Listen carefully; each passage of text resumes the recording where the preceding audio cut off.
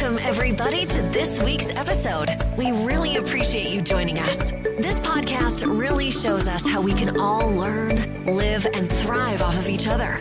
By sharing our knowledge through our conversations, we will impart some knowledge whilst learning ourselves how to progress even further. Here is your host.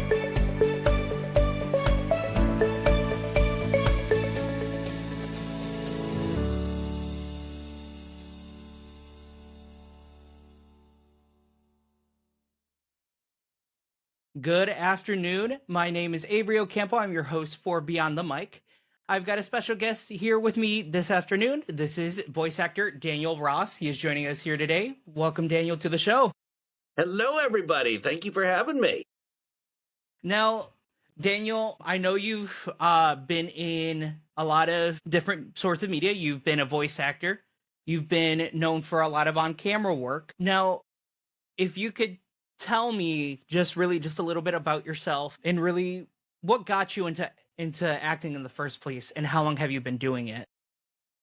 Oh, gosh. Well, let's see. I was born on a Monday and had two parents, and I'm a Leo. I like long walks on the beach. Let's see here. I caught the acting bug, I think, when I was in middle school. I loved performing for my family and friends, at get-togethers and gatherings.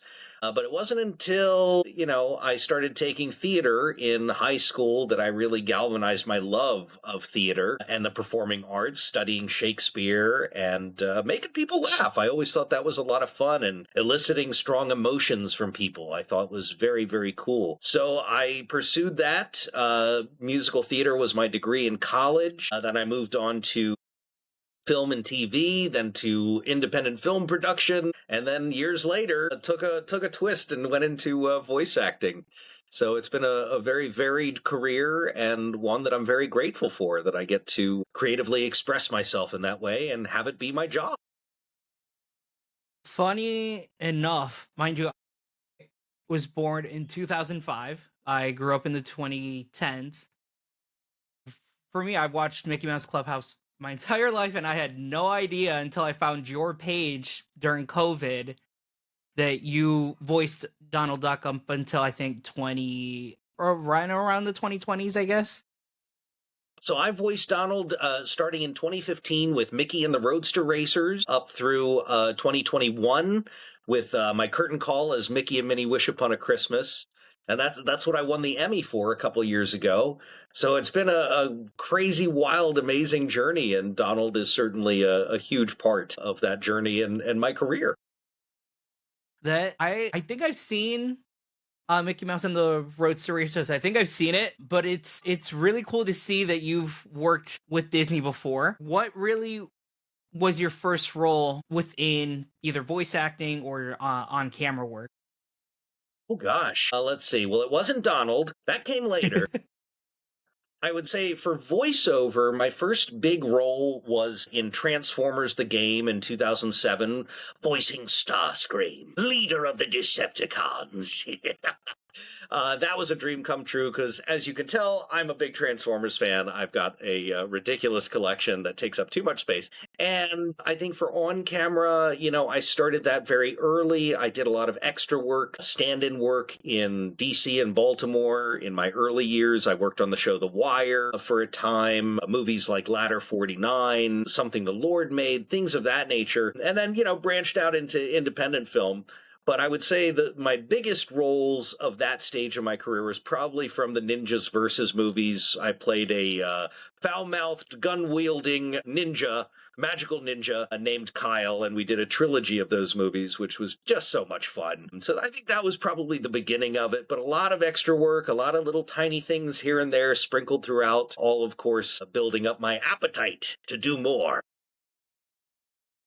I think I've seen some of it because I was on your website just a little bit ago. I've seen your acting reel.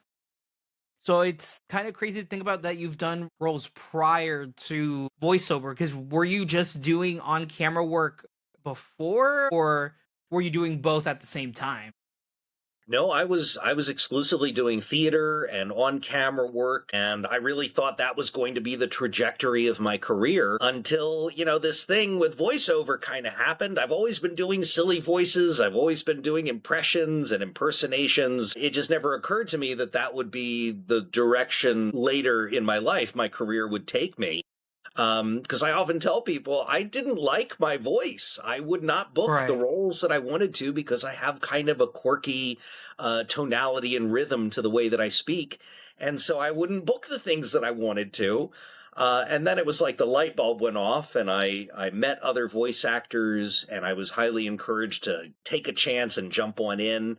And that was the best thing I could have possibly done. 2014, I packed up my car from DC and drove all the way to Los Angeles across the country just for a shot at, voice acting to see what could happen. I gave myself 5 years, and that was 12 years ago. So far, so good. So you've been doing voiceover for, wow. Yeah. Yeah, yeah. Oh my God. It was I'm like strange doing because like I the just mental I math stepped into it. because 2014 was, yeesh, that's like 10 plus years ago. Yeah. And to think about it now, because I have your poster, which is on your site. I have it where you have all your different characters that you voiced. And it's really, really impressive that in that just short amount of time that you were able to do a lot of these characters and really bring them to life. Thank you. Yeah, it's been astounding to me as well. I never anticipated that I would be in the position that I am today to have those amazing characters as part of my journey. But I think falling into legacy characters, which are characters that have been voiced by other individuals, it's just a real honor to be chosen, out of all the hundreds, if not thousands of people that audition for those, to be the one person that gets to step in and continue that legacy is an honor beyond anything I thought would be my calling. So I really love this industry and what I get to do, and of course, how it resonates with other people. When we talk about Donald Duck, it's not about me, it's about the character that everybody knows and loves and has loved for almost a century across, all nations in this world. Donald Duck is world renowned, so his legacy is his own, and I'm just a tiny, footnote in all of that. But what a joy to be able to do that. And so it does not fall on deaf ears, so that I get the opportunity to do it. And yeah, I love what I do. What could I say? Now, in terms of based off of just your numerous roles and work that you've done, what does a typical day look for you in terms of how that process works from, because I know obviously I know now, for example, actors and voice actors have an agent. I know that much. But Yeah. how does that play out? Do you get the roles sent to you, and then do you like do the audition after that, or how does that typically work Yeah. on your So end as a day uh, to day? day in the life, look, I am a people's just like everybody else. I wake up, I brush my teeth, I do my warm-ups, but I have a very interesting job in that it's not consistent like a 9 to 5.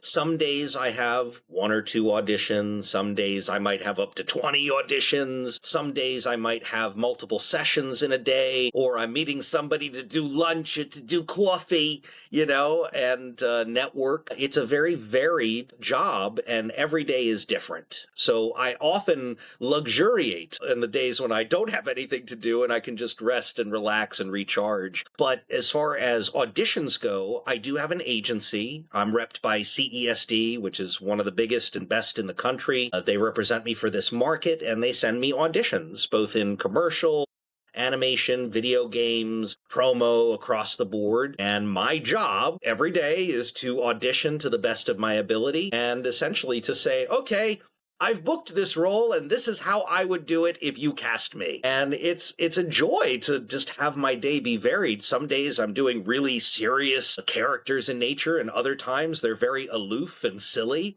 And sometimes those are back to back. So I love the ability to have such variety in what I do, but that's generally a day to day. It's all over the place, and I still got to find time to, go to the gym and work out and Right.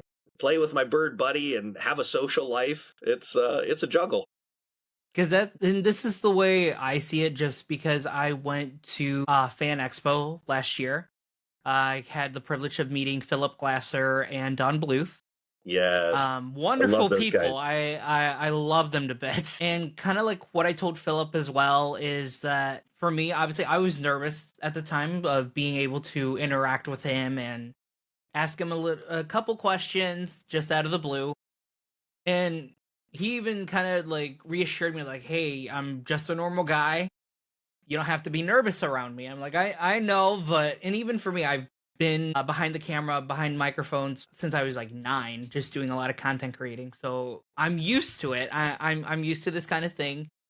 But time and time again, I get nervous. Even like today with today's show, I was a little bit nervous, but I'm like, hey, pull through it. You guys are both people at the end of the day, but it's also kind of a cool opportunity for me. Absolutely, absolutely. Look, I still get nervous sometimes myself. I met Brian Henson, the son of Jim Henson, at a show called Puppet Up a couple weeks ago. And, I had my opportunity to meet him and shake his hand and thank him for everything he's done for me and for others. And yeah, I got a little starstruck. That happens every so often. And speaking of Philip, I was just in New York City. I signed with Philip at Comic-Con Kansas City last year. But I was in New York City and I got to climb to the top of the Statue of Liberty. And there's this scene in An American Tail where Fievel and the pigeon he's building the statue, the French guy who's building the statue. And it was during, and they if I sing remember that song. correctly, it was during the Never Say Never You musical got it. number. It was during And that so scene. halfway up the Statue of Liberty, I had to sing it. I had to sing it in the place that happened. So that was a fun little moment for me. Just reflecting on Philip and An American Tail. Now, in terms of a lot of commercial work, you've done Grimace for McDonald's. You've done Yeah. Lucky the Did you like Leprechaun. my shake? Oh my god, I still remember the whole Grimace shake commercials, You and then survived. the trend after that. Now, how long, if you don't mind me asking, how long have you been doing Lucky the Leprechaun? So Lucky, I voiced from about 2015 to 2017, and I haven't seen all of the commercials that we did. I've seen a few of them, but they're out there in the world somewhere. Lucky was the very first major thing that I booked at a time when I wasn't really certain about what my future was going to be. I was working overnights at Target, managing the logistics process, all the trucks coming in, the freight going out, putting all the new stuff out overnight, cleaning up. It was the hardest job I've ever had in my life, and there was a part of me that was saying it's time to move on. I was booking some things and I was having some income, but it was like something was telling me it's time to move on from your steady job where you get health benefits and all these other things. And so literally the day that I said goodbye after putting in my 2 weeks, I'm driving off the parking lot at 8 a.m., fried because my job was just so hard, and my agent calls and says, you booked Lucky. And so I had to pull over my car and have a good cry, and I just was like, I got lucky. I got lucky. I really feel lucky in this moment to have trusted my instincts and said, let's move on from this. And now I'm being rewarded with a pot of Lucky Charms and delicious marshmallows. So that was a really poignant moment in the career. And speaking of which, what was it like for you at the time, just working a regular 9 to 5 job apart from what you were already doing? Was it stressful? Was it easy to manage? No, and it wasn't a 9 to 5. I was working from like 10 p.m. until 8 a.m. every single day. Wow. And so what it did for me is it gave me my days free so that if I needed to go to an audition in person or if I needed to go to a networking event, I could do it. I would just lose sleep. And I was still in my early 30s, so I could do that. Now I'm in my 40s. I need my sleep. But it was a very difficult task to be awake at night and then sleep during the day when everybody's schedule is completely different. But it gave me the leg up to be able to put myself in places where I could be seen, where I could be heard, and where I could get the most work done if I needed to. So I would just lose sleep. And that was all. I'd drink lots of Red Bulls, and I'm sure my kidneys will thank me when I'm in my 70s. I figured I'd ask that more specifically because for me, I used to work for a local hotel chain. A lot of people might know it because it's so wilderness, like wolf themed. We all know it. I'll just say that. And a coworker of mine actually works as an actress within the Chicago area. And to me, I'm always like, how can you work part-time at the hotel and then still be able to book roles and work at the shoot the Yeah, so again, working overnights really gave me the flexibility to not have to worry about rescheduling myself. If I needed to take time off, I was very precise because we had a limited amount of crew that would work overnights. So, I had to barter with some of my peers, like, hey, if you can cover me this day, I'll cover you on the weekend, or I'll cover you on this day, or whatever. So it was always, to my detriment. I never got a leg up on that, but if I needed to be somewhere, if I had an overnight shoot or anything of that capacity, then I was available. So it was difficult. It was the hardest job I ever had, and walking away from it, I still love my family and friends over at Target, but I was very glad to leave. And for me, funny enough, I actually back in 2021, I landed a commercial or an ad spot it was a Spanish ad for the CDC. And for me, because it was the first time I've ever done it. And it's crazy to think about that. After 4 years, I've still been dabbling into it, which, like, kind of like how you said, it's difficult at times to see what's open, what I can audition for, and I enjoy it. I enjoyed it a lot. So I just figured I kind of also mentioned that in a way, just so I guess so like I've kind of experienced it a little bit, not by a lot, but a little bit. Sure. I mean, listen, when I coach other people in voiceover, I always tell them it's important to know your instrument. It's important to know what your capabilities are so that when you start navigating the business side of things, you can communicate very clearly what it is you do and why people should hire you, which is very important. That's how you have longevity in this business, is being easy to work with. And essentially, I don't want to say know your place, but know where you fit in so that you can do the best work that you possibly can. Because I think if you try to focus on everything, you may accomplish nothing. Whereas if you're laser focused on something, your chances are much better. But yeah, kudos, man. Commercials are fun. I loved it. I think at the time, Unless it's like, some kind of cream that the doctor is, sending you, like, I'm advertising cream for genital warts. Oh, it's wonderful. If I remember correctly, it was a HIV preventative. Okay. And for me, doing it in Spanish usually flows easier. Sometimes in English, I struggle with it a little bit, but between both languages, I'm able to work on both. Claro. With that one, the production team kind of emailed me back. They're like, hey, we just need you to re-record it and like work on your pronunciation. No, not your pronunciation, like the motion in it, so it's not too energetic. Mm-hmm. I did, and then I didn't hear back from them until like 4 years later when I was finally like compensated for my work. Oh my goodness, that's a long time. Because usually, like, I didn't want to bother them. I assumed I just didn't, like, land it or anything like that. That's what I assumed. So I've been doing fan-made stuff as well. That project's still underway 4 years later. We're still looking for actors and animators. So we're still looking there. So I'm still working on that with the production team there. But it's kind of crazy to think about that one because I know there's a lot of people who do it as, like, who do it on their spare time. And it's crazy that a lot of people, go into it and, have fun. It's fun to do. I will say it's fun. It's fun to do. I might add. I always say it's fun to work. It's very nice to work. I mean, the auditions are great. It's varied. It's wonderful. But yeah, when you book it and you get to go to the studio and live it and make it come to life, I mean, that's what we're all chasing at the end of the day. So yeah, I totally Is get that. there now I did kind of want to ask this as well. Is there a point in time where you kind of just have to rest your voice? Let's say you're sick or anything. How do you or what do you do to um take care of your voice? Sure. I mean, there's a variety of things. First and foremost, stay hydrated. Drink a lot of water, a lot of tea, get a lot of that in you. I like to keep my sinuses clear. I use a device called Navage to keep my sinuses nice and clear and hydrated, moisturized. That always helps. There are salves that you can take, lozenges and things when you're in session.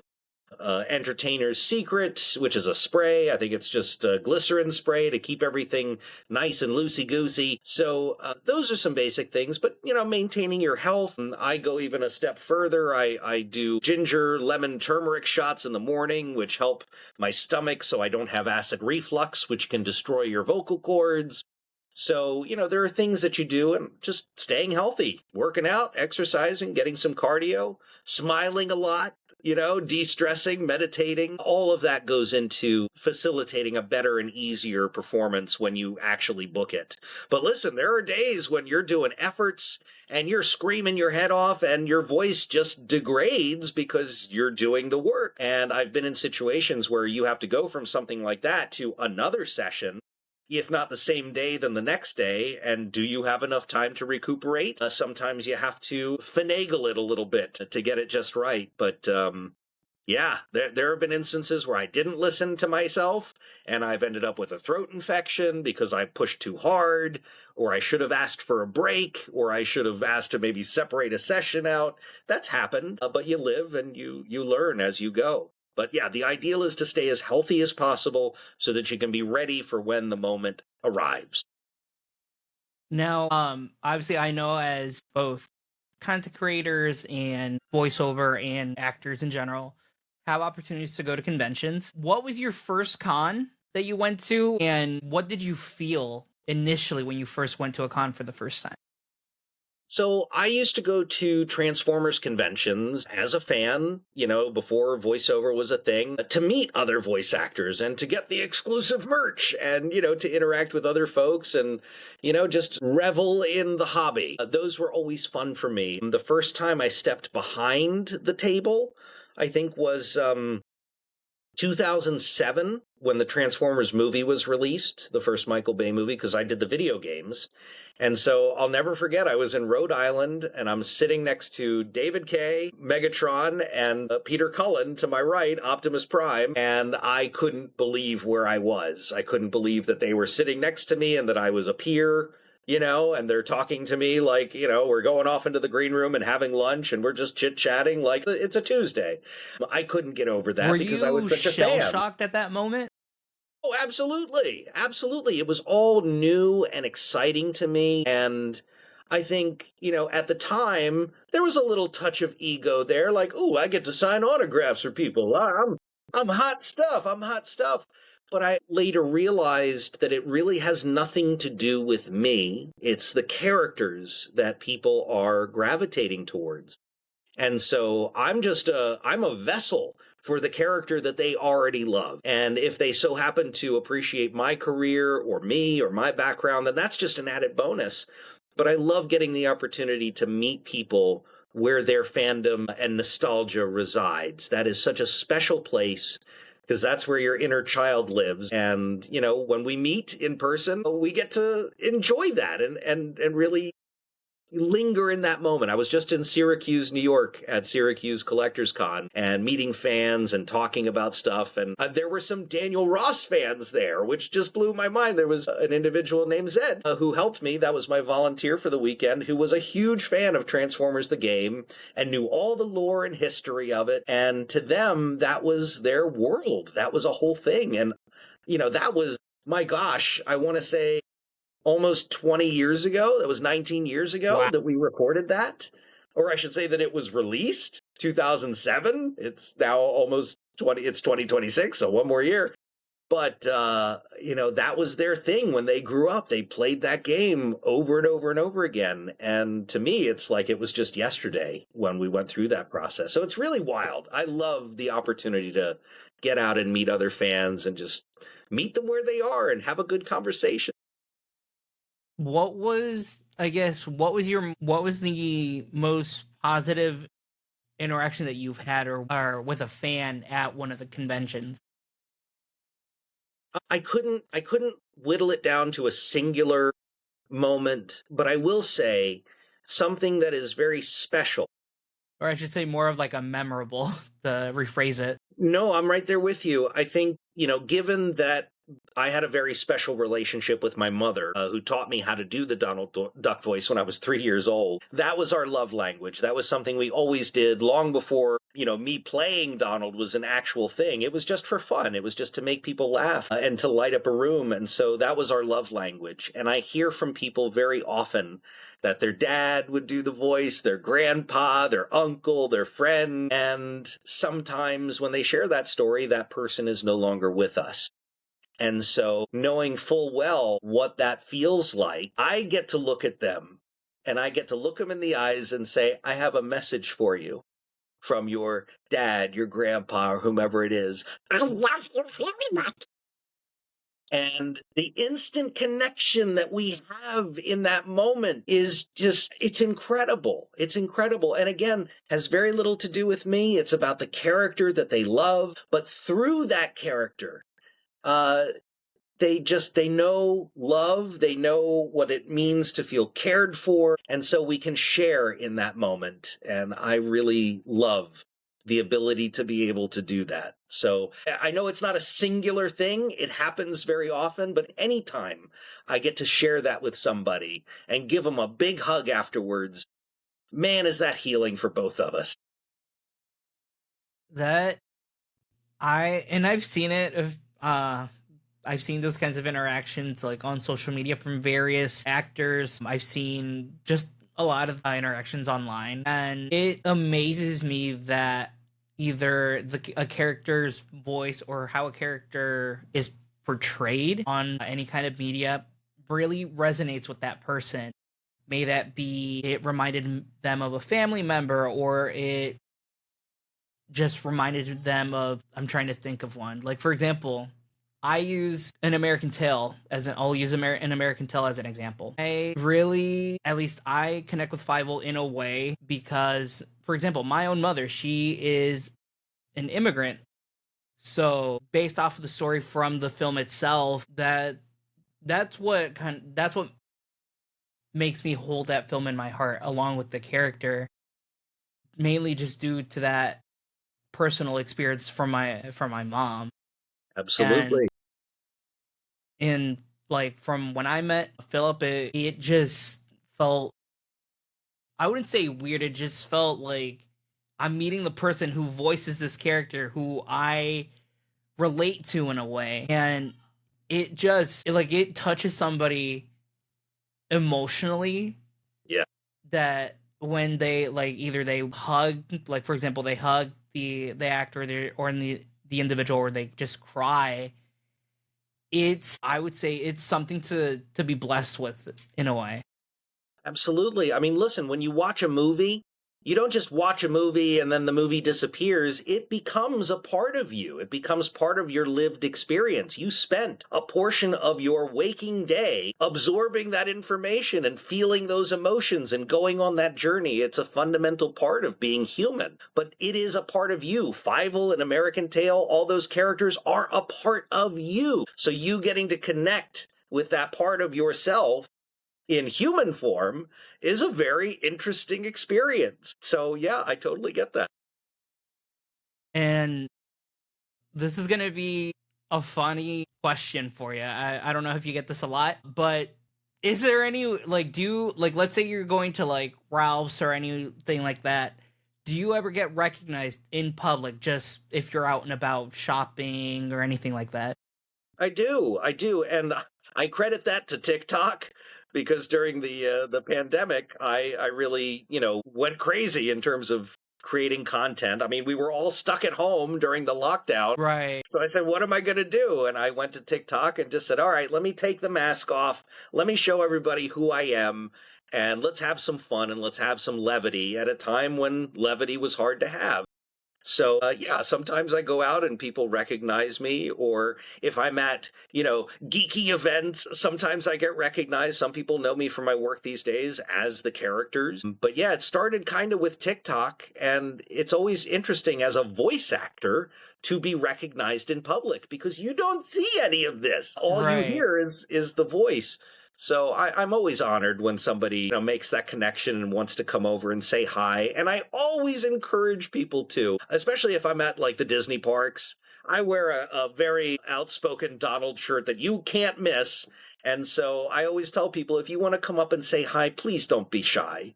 Please don't be shy. Come and say hello and I'll say hello back. So yeah, I love chatting with people and meeting people out in the wild.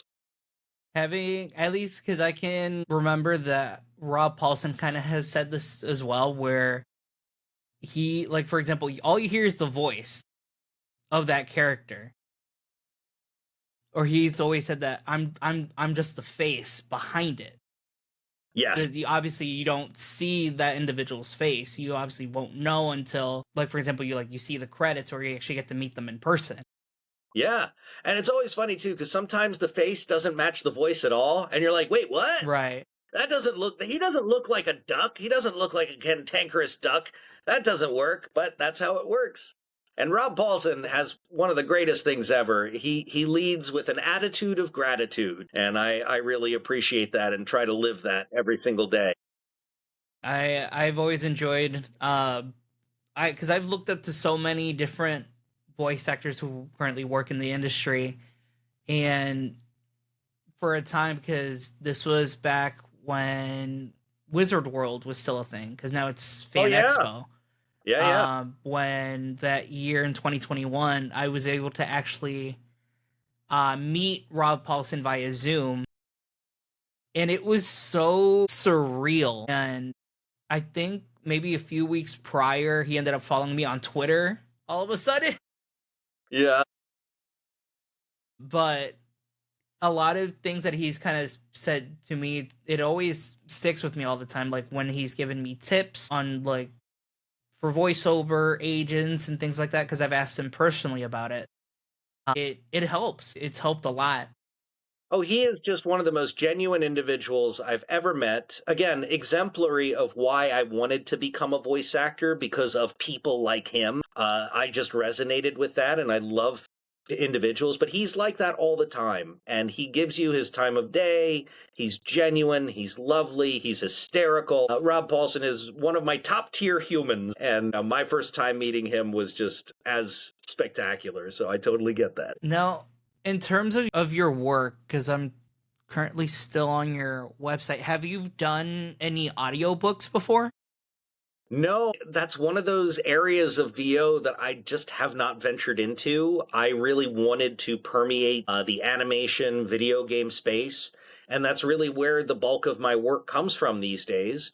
I'm always open to it. If something crossed my path and I really believed in it, I would jump on that. But it hasn't been my focus. And then in terms of commercial, and then from what I'm seeing here, you've done promos as well. Where can you be heard in terms of commercials nowadays? I'll be honest, I don't book as many commercials as I do animation video games, but when I do book commercials, a lot of it is very character-y. And I think that's just because of the natural nature of my voice, my intonation, my levels. I am a bit cartoony myself. And so I bring a levity to the voices that I book, and things like Grimace, things like Lucky the Leprechaun. Recently, I did a commercial where I was, like a 1940s announcer for a scratcher commercial out of the Georgia Lottery. So it's always animated and bright. And so that's kind of where I fit into things. I can do the other side of it too. I have some resonance in my voice. I can get low if I need to in front of a microphone. But yeah, it's not the natural read kind of thing, the everyday man kind of read that I tend to book. It's always cartoony, animated, bubbly, energetic, quirky, that sort of thing. So commercials, I book a bit less, but I like to think that what I book has more impact. Where in I know you've done voiceover and then on-camera acting for a long time. Yeah. But and I kind of asked this a lot to both friends and people that I have on the show. Where would you see yourself within the next 5 to 10 years from now? Great question. I've been actively thinking about that, actually. I love voiceover. I never want to get away from it, but I am looking for something different. So I've been angling back towards on camera, which is not easy. You know, the older you get, the opportunities change from what maybe you have expectation wise in your own brain. So I'm open to seeing what happens. I had a film that I recorded a couple years ago called Stinky Summer, which came out last year on digital. It's like a family film, and I play a bad guy who gets abused by all these campers who set booby traps for him, and it's so much fun. If you want to watch me being abused and terrorized by little children, Stinky Summer, you should watch it. And I'm open to whatever comes next. But I have been positioning myself as an author. I just recently wrote a children's book, a bedtime story, based off of characters that my late mom had created and used to tell me stories about when I was a kid. And so I've created a bedtime story, and I'm working with an illustrator. And there will be a crowdsourcing campaign probably over the summer to help raise some funds for it. But I'm so excited about that journey of getting into this process and discovering it along the way, bringing me a lot of joy. And I think maybe as far as things to do on the side, this is something I will probably enjoy doing for some time. So we'll see where it goes.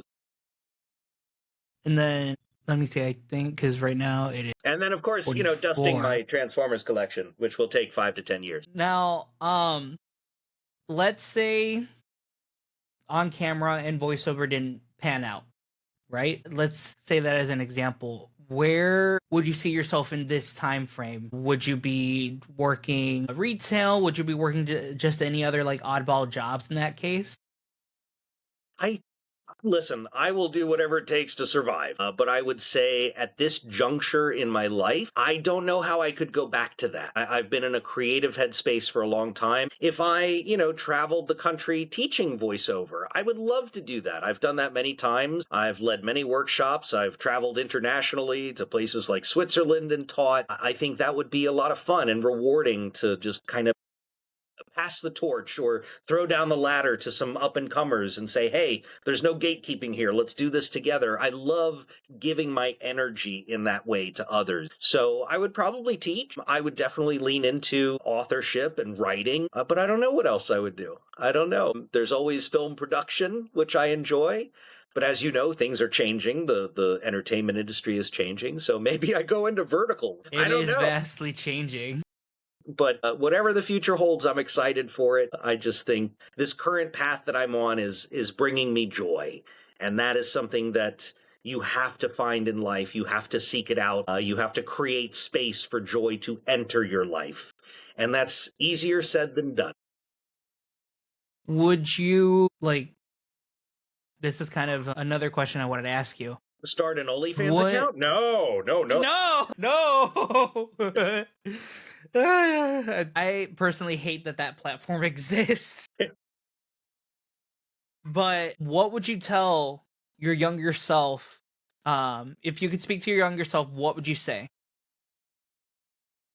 It's funny. I made a video on TikTok actually speaking to my younger self. And that was a very healing and therapeutic exercise for me to do.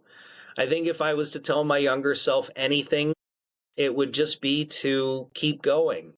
Just keep going. I had a rough late childhood, early teenage years. It was very, very difficult, but I survived, and my solace was the performing arts, was theater, was being able to amalgamate myself into different characters and to elicit emotions through other people. That was very gratifying for me because it distracted me from, what was going on in my life at the time.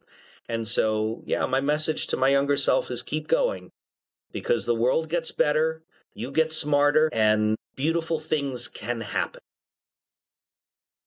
That I will say that's always like a number one question a lot of people get, especially because if you've come this far and you really kind of have to think to yourself like how did I manage it? At the same time, you're asking yourself how did I manage to come this far?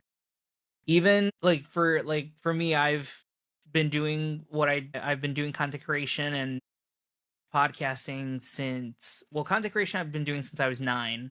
My podcast I've done since middle school. And to think that I've reached out to politicians, I've reached out to another actor, to a comedian. It's crazy to think about that I've reached out to so many people and they've devoted their time into speaking with me for an hour about really what they do, just answering all these questions. It's shocking to me that I've been able to do this kind of stuff on my own and without having to put so much or not effort, put so much money into it. Because what I say is like just using what I have.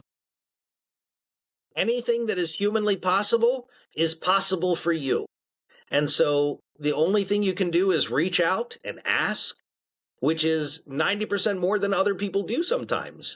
So the sheer fact that you've even reached out or asked for individuals to join you and chat with you is, 90% of the game. So kudos to you for even pursuing it, because again, the more you ask, the more you try, it's amazing how the universe will reward that.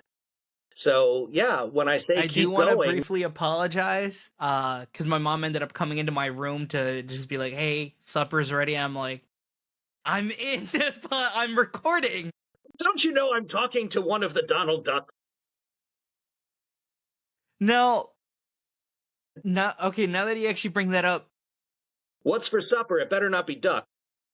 no, she made like noodle like soup with like chicken bouillon in it for Ooh, flavor, nice. and it's like a typical usually winter kind of food that my mom makes usually. I love soup. I would say you're lucky to live where you are because the Midwest it's cold. Oh, I'm Lucky the Leprechaun.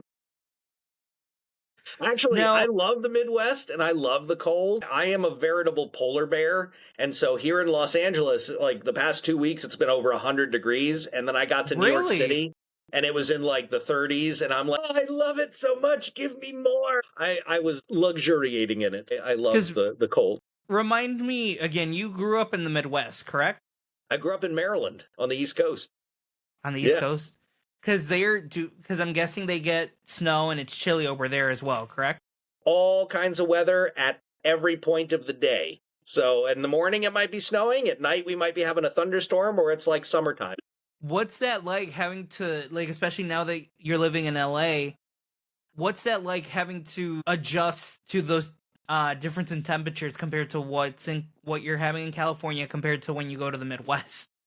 Oh, well, first of all, I sleep much better when I'm back on the other coast because it's cooler. I like to sleep cold.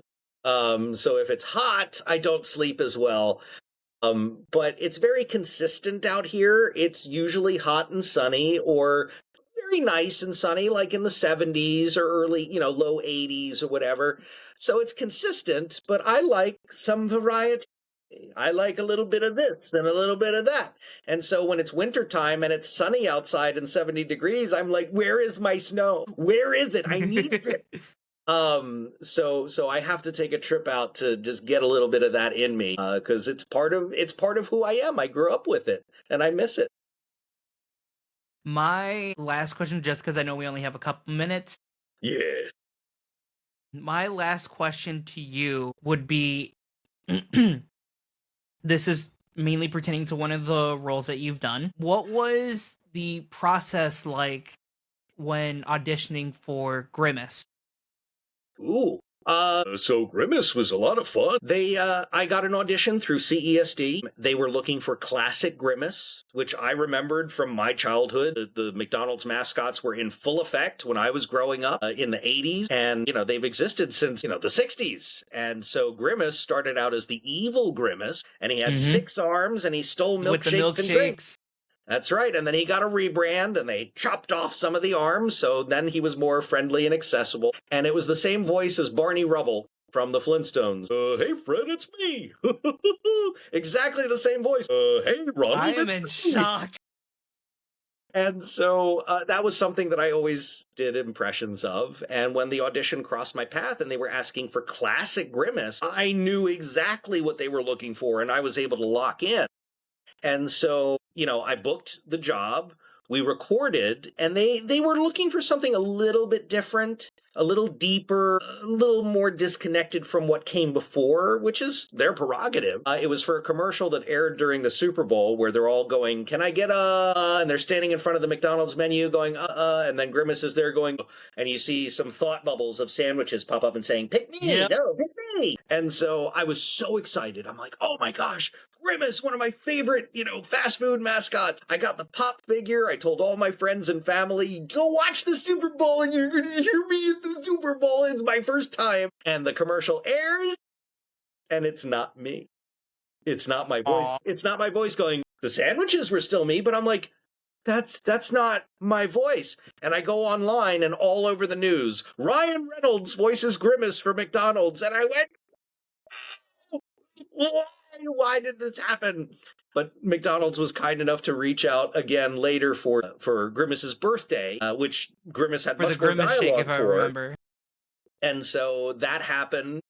And again, they were kind of re-envisioning the character to be a little bit deeper and, less of the and everything else. So the one thing that I kept asking them, I said, if I could please ask one thing, it's that we get the laugh. The classic laugh. Just have that in there somewhere. And they obliged and they put it in one of the commercials. But it's been a fun journey with Grimace. And I hope McDonald's uses him some more, as well as all the other classic characters. Because when I was growing up, the McDonald's that my mom used to work at, they had in the place images of Birdie, Grimace, a lot of the McDonald Land characters. Yeah. And it's kind of sad to think about that they're not prevalent anymore within the commercials, at least in terms of recording for Grimace and just in voiceover in general. Is there usually an image of the character in the recording booth so that way you can kind of get an idea of what they're going to sound like? Or how does that play out? If it's a new character, yes. Like if we're in if I've gone to the point where I've auditioned, I've booked it, I'm in the recording session, yeah, sometimes you'll have a picture of the character. Other times, maybe you won't. As far as Grimace goes, we all know what Grimace looks like, unless they're completely re-envisioning the character. So in my case, when I went to record for Grimace, there was no picture present, because we already knew what the character looked like. But if it's a new character, it's something you haven't voiced before, you're lucky if you get a picture of the character. Sometimes you just receive script and you have to make assumptions based off of details you can pull out from the words themselves, which is its own process in and of itself. But if you're lucky enough to have an image of the character, you can look at their physicality, you can look at the size of their mouth or their teeth or their arms or how they dress or what their expressions are like. If they've got one big snaggletooth, then they're probably going to have some kind of affectation when they talk, or they're going to have some kind of lisp. You never know. So it all really just depends on the interpretation. But yeah, you're lucky if you get a picture to begin with. But by the time you hit the booth, they'll either present you with something so you can see what's going on, or you got nothing at all. Because from auditioning, what's the turnaround time normally from going to audition, or I should say from getting a call from your agent, auditioning, and then ultimately hearing back to say if you did get the role or if you didn't? It varies. Sometimes you hear that you got the role. That's the only time you're going to hear anything, is if you book it. If you don't book it, You just don't hear anything. So the idea is Really? yeah, the idea is to send it and forget it. My job is to audition. So I'm going to audition as much as possible. I'm going to give them my best work. And if it resonates with them, I might get a call back where they need a little bit more. But most of the time, you just book it outright. So that can be anywhere from a week, 2 weeks, a month, even up to a year. So you never know. But that's why it's important to send it and forget it. Because if you linger on it, if you're wondering, you might get tied up in it, and that can be a bad recipe for your mental health. That was my mistake when I when I had auditioned for the fan-made version of the Goofy movie, when I had auditioned for Bobby. That was my mistake. But now that you've said that, now I'm going to make sure that actually gets engraved in my head so I know, like, hey, just set it and forget it. Look, it's easier said than done. There have been roles that I've auditioned for where I'm like, oh my gosh, I can't believe I get to read for that. I hope I get it. I hope I get it. And then, 2 days later, I hope I get it. You got to stop. You have to stop. Right. You have to move on to other things because you'll just make yourself crazy. Well, thank you so much, Daniel, for truly allowing me to speak with you today. I will say it's truly an honor to get to speak with you, mainly because I only see you on TikTok, so it's something new for me. But really, thank you and to your team for allowing me the opportunity. Absolutely. And I really hope to see you sometime in person, either at a con or back on TikTok. Heck yeah. Did you want to shout out any of your social medias or? Oh my goodness, yes I do. Of course I do. Well, first of all, thank you for having me. It was a pleasure talking to you as well. I hope you enjoy your soup. Hopefully. I hope it's good. Tell your mom I'm sad I can't be there to partake with you. I'm sure it's delicious. But yes, you can find me across social media at actor Daniel Ross. The Tickety Talks, the Instagrammies, the Twitter places, the Facebookies, all of those. Actor Daniel Ross. Please do follow along my shenanigans and stay tuned because my book is going to be coming out soon. I can't announce it just yet, but I'm very excited to share that with everybody. So please keep a lookout and follow the channel with Avery for more podcasts, interviews, and other such wonderful things.